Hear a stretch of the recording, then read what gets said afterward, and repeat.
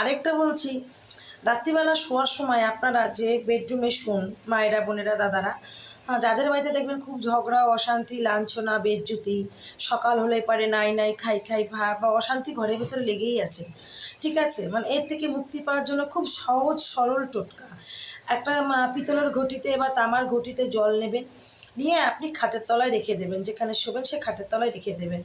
সকালবেলা যখন আপনি ঘুম থেকে উঠবেন, ঘুম থেকে উঠলে আপনার ইষ্টদেবতাকে স্মরণ করে কোনো কাজ করবেন না, জলটাকে ওখান থেকে বার করে নিয়ে আপনার বাড়ির সীমানা থেকে কিছুটা দূরে জলটাকে ফেলে দেবেন, ফেলে দিয়ে আবার আপনি ঘরে চলে আসবেন। এভাবে যদি আপনি ডেইলি করতে থাকেন, আপনার বাড়ির অশান্তি, ঝগড়াঝাটি সমস্ত কিছু কেটে যাবে, ঠিক আছে?